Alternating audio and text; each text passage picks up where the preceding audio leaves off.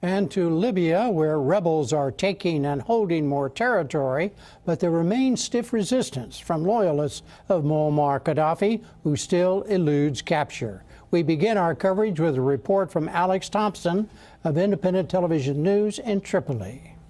The odd smouldering vehicle and a few rebel fighters hanging around this morning in Abu Salim. A day of prayer this, in a district now quiet but battered.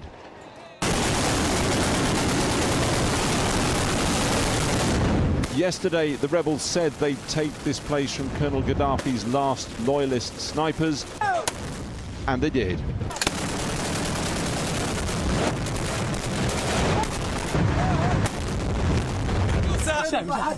Prisoners emerging from this chaotic fighting. And some reports that some such prisoners were killed before they had a chance to be dealt with properly. We spoke exclusively to the rebel commander who's led much of the fighting in Tripoli. Do you think that the remaining Gaddafi forces will give up soon in Tripoli? Will they surrender soon? I think so. They have no choice but to surrender or die. If anybody is still with Gaddafi, we tell them now to surrender and give up their weapons. No other choice. The war is over, and we deal with these small groups of gangsters. We have some strong hands, please. And that dealing comes at great human cost. Abu Salim Hospital today, and the last injured, bewildered, terrified patients are being evacuated by the Red Cross. We are just helping this hospital to evacuate their wounded. What are the conditions like? They are dreadful. The conditions are dreadful. Sorry. Yeah.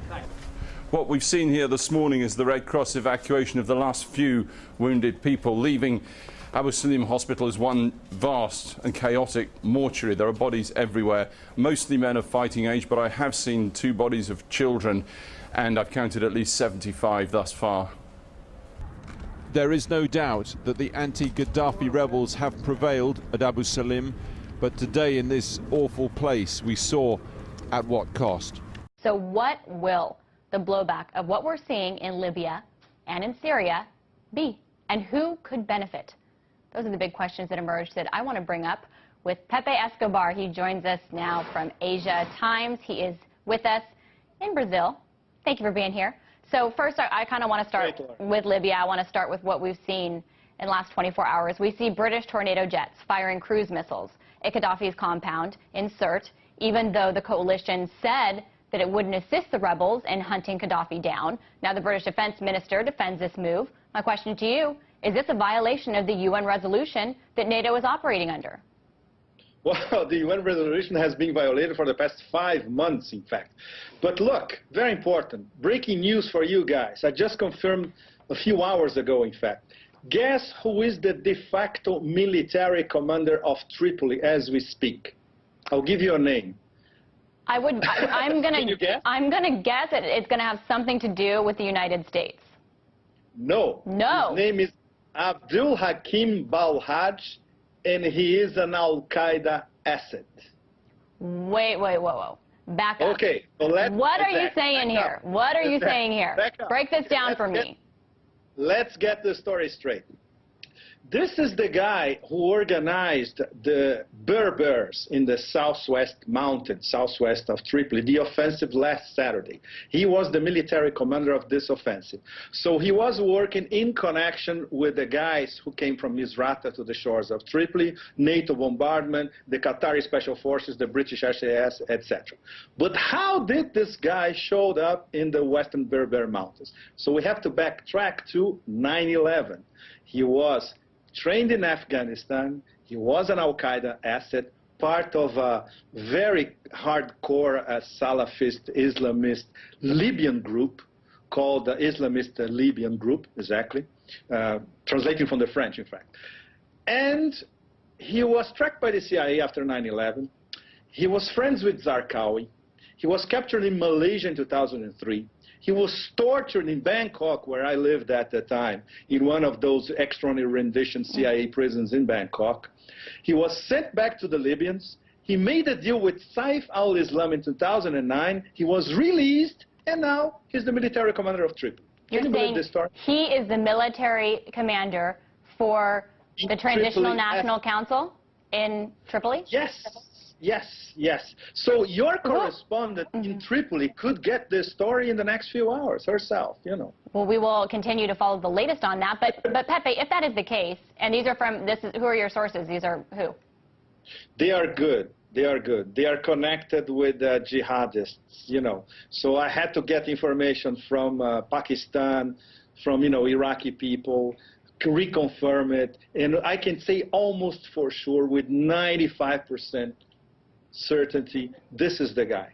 If this is the case, Pepe, if this is the case. I'm going to write an article Monday about this, in fact, explaining how he ended up in this position. And people will have to check that out. But Pepe, the question is, if this is really the case, the United States has been working with the Transitional National Council. We know that the CIA has been in the country.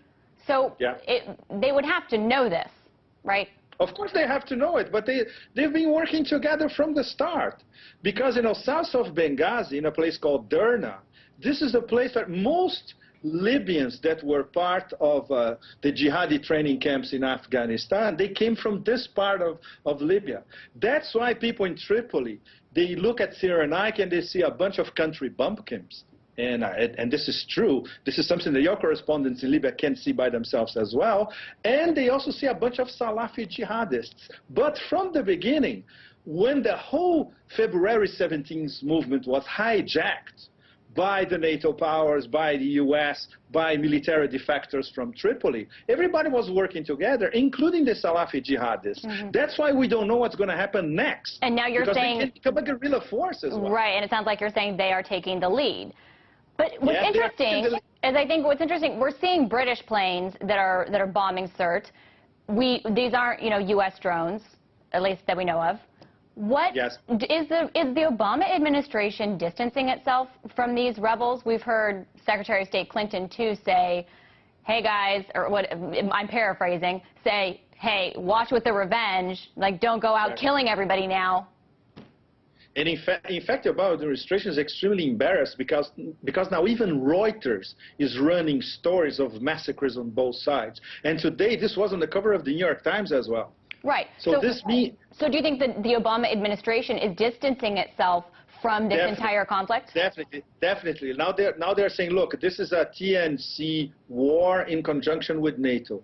And we have nothing to do with it. And it's not true, obviously, because all the surveillance, satellite information, the best qualified information comes directly from the Pentagon to the NATO commanders that bases in Naples. Right, and then you mentioned, I'm sorry, I didn't mean to step on your tongue, but you mentioned the reports that are coming out that don't make the rebels look so good. There's been reports of slaughtered Gaddafi supporters in what looked like a tent city. They looked like activists.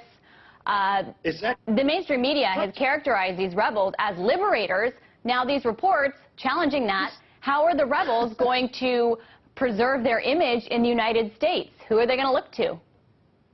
Look, it's impossible. And the bombing of Sirte that you mentioned in the beginning of our report, can you believe that NATO is bombing civilian infrastructure in Sirte, which is a relatively big city? And these bombs are so smart that the Sirte civilians are not going to be touched.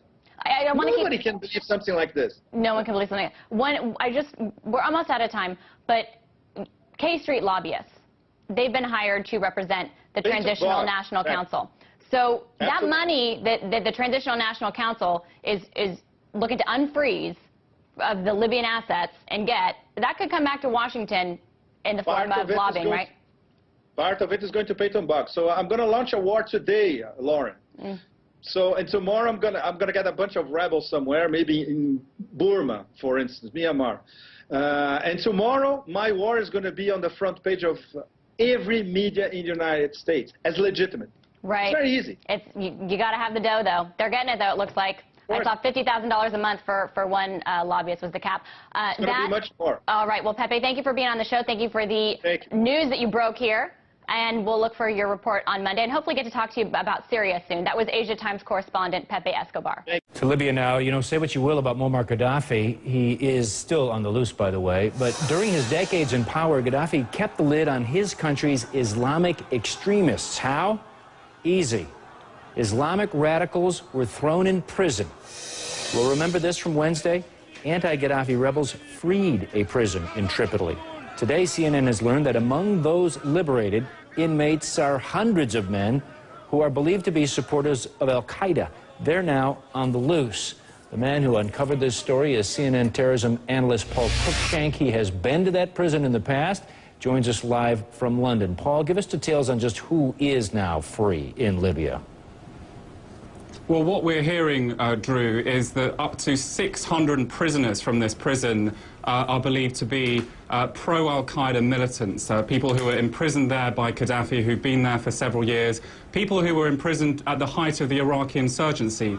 Many of these individuals, we understand, actually tried to go to Iraq. Some of them came back from Iraq after fighting against American troops there. So there are rather large concerns at the moment about who these individuals are and what they may do in the future, Drew.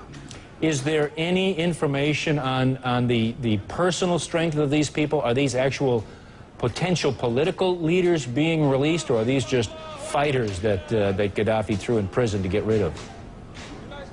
We know very, very little about who these people were. They never got trials, for instance. Some of them maybe just were thrown into jail by the Gaddafi regime. Other people perhaps had ties to Al Qaeda. These are young individuals that got out of jail. They're part of a sort of younger generation of radicals, sort of more extreme than some of the older generation of jihadists in Libya. The sorts of people that would support suicide bombings and that sort of thing. So because of that, there's quite a lot of concern. Are they going to join rebel ranks now, or are they going to try and fight outside the chain of command of the National Transitional Council? A lot is unknown at this point, Drew. I know you've been talking with a lot of experts and a lot of analysts. What is their greatest fear about these particular individuals being released? And I should also add, Paul, do the rebels who freed them, did they know who they were letting out of prison? Well, it's not clear when the rebels released these prisoners if they knew who they were trying to release, but the fear really is that these people are people with deep sympathies to Al Qaeda, that they're now free, that they may try and organize within Libya. The US military so far has only seen flickers of Al Qaeda in Libya, very little Al Qaeda presence at the moment in the country. The concern is that this may allow Al Qaeda to build up operations there if they're these individuals who are sympathetic to it operating now in the country. And what we've already seen in the last few months in the chaos of civil war, some radical extremists really coming to the fore in Libya, in the eastern parts of the country. We understand they've even set up some training camps. So all these sorts of things are causing a lot of concern right now to US counterterrorism officials, but it's very difficult to untangle exactly what is going on in the fog of war, Drew. All right, Paul Cruikshank, certainly something to watch as we watch Libya, and you have a very detailed article. Is this posted already on our website, Paul? I haven't checked lately. Okay, so it is posted. Paul, thanks a lot. Good to see you over in London. Thank you so much for bringing that to us.